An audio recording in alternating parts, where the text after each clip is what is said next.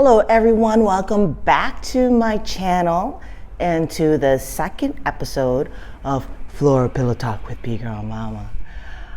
So I thought Cambodian New Year's was gonna be this past Saturday, April 12th, but word on the street is that they could not book a hall, so it's not until May 10th.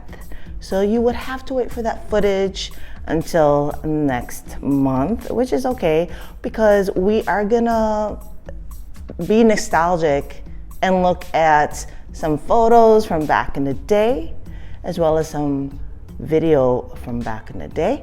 So let's check that out.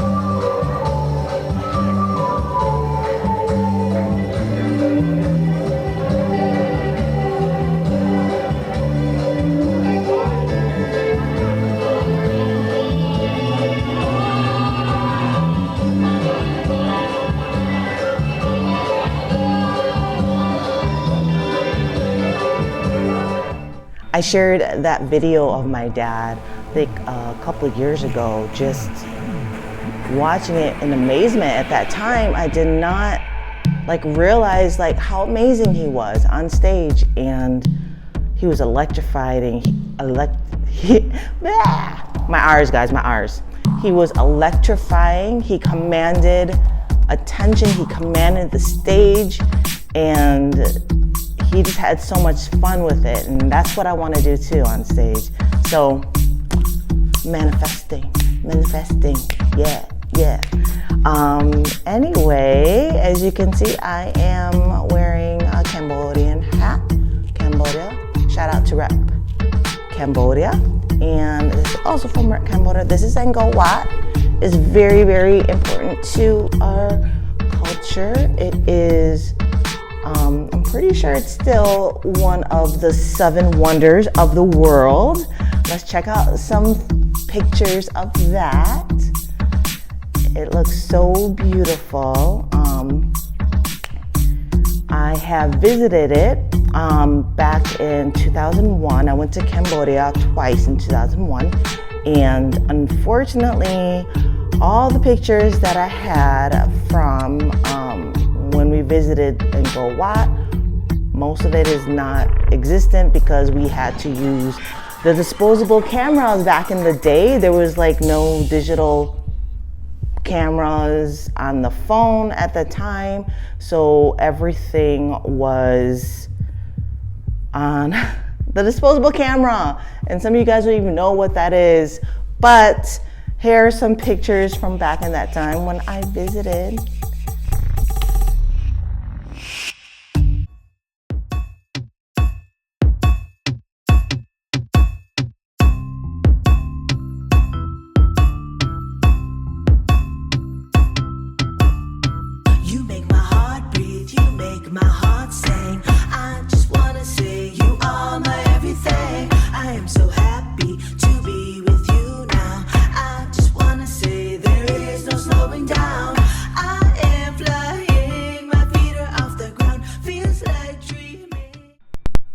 Maternal grandmother, she was Laos, Thai, and Cambodian. I have to make sure I got the information right. I will ask my mom. But I remember when I met her, she was like, "You are Gongat." Gongat means you are mixed with Khmer, Thai, and Laotian. And she thought that was fascinating. I wish I had that on video, but like I said, 2001, we were limited on technology as what we do, how we have now. I want to revisit my music video, Breathe, Breathe is very, very special to me because my dad is playing the instrument, throw, in it, and I asked him if he could just freestyle it because I wanted to be part of my song.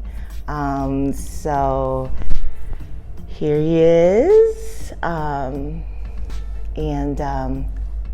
it's very special to me because he's part of my very first debut song, my very first vocal song. Because before Breathe, I produced some breakbeats back in 2008, and those are out on platforms as well. But going back to Breathe, I'm getting used to this all, guys. Thank you so much for your patience. So Breathe, it is from like a traditional rumwong beat. I produced it from top to bottom, and I added my dad's freestyle in it during the rap part. So rumwong is kind of like a steady pace. When you hear it, you make my heart breathe, you make my heart sing. I just wanna say you are my everything. So it follows like the rumwong beat, from Khmer traditional music. And I really wanted to touch base on that and make sure that Cambodian music was part of my first vocal track. So it's very special for me.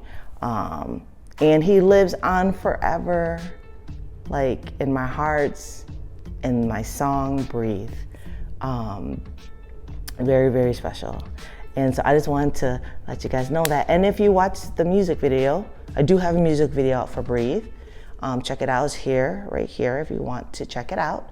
But I am wearing Cambodian traditional dress as long as the Espera crown. Here's a picture of it. Shout out to Piper Carter Studio for shooting that video. We shot it actually during the pandemic in 2020, actually here in the loft. I was standing right over on this side. And was I standing here too? I believe so. And then we used the elevator. The freight elevator was open at the time. And then we used going downstairs. So here is a shot of me here in my loft. And here's a shot of me in the freight elevator. And here's a shot of me in the basement. Well, kind of going down to the basement. So going back to the lotus flower, for that music video is very deep for me because it represented all of my identities of being a Khmer Muslima B-girl. So my Cambodian dress is my Khmer, and then put in Muslima, and this is my Muslima part of me, and this is my B-girl part of me. So I wanted to portray all three of those in that video. And then also, I feel like the loft was a perfect place. This building was a perfect place for the video because it does have some of that areas that we used of portraying the lotus. Like, I'm the lotus. You could be lotus. Like I said, we are resilient. We could be beautiful in the muddiest waters and the dirtiest place. No matter how rough it is, we could overcome.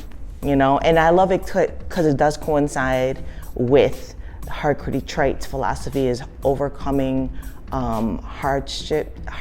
overcoming the struggles and hardships to achieve success. So I love that it just all connects with who I am as a person. So I just wanted to touch base on that. For that music video, is very special to me in that symbolism.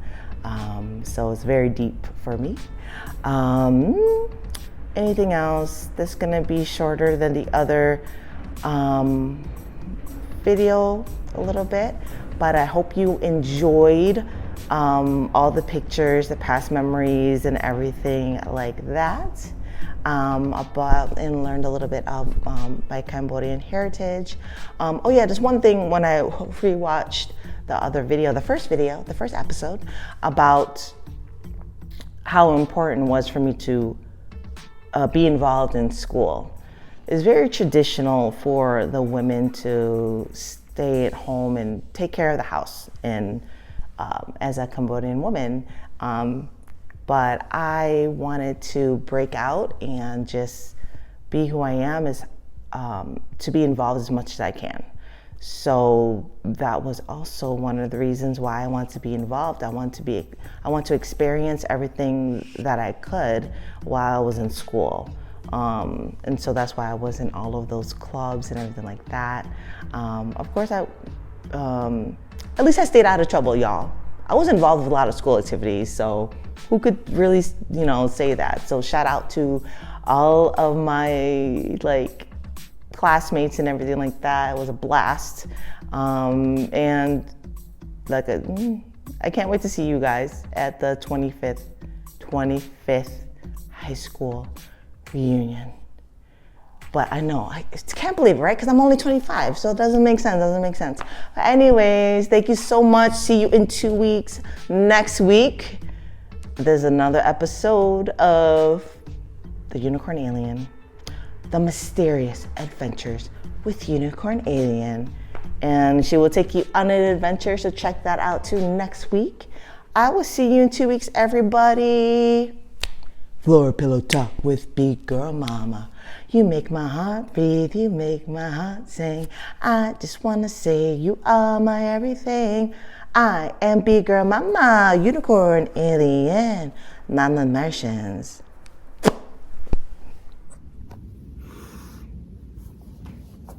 Hi everyone. So, sorry for the delay. I wanted to add this tidbit in this video before I posted it. So, this week we celebrated New Year's. Happy New Year, happy Cambodia New Year.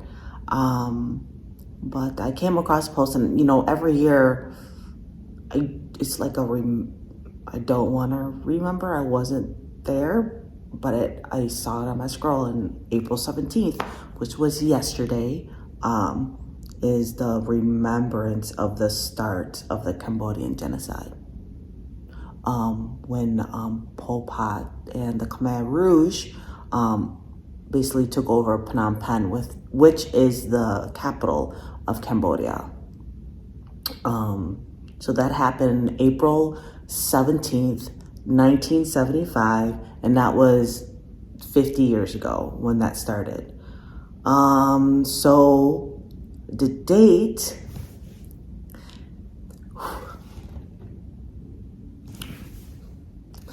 that it ended,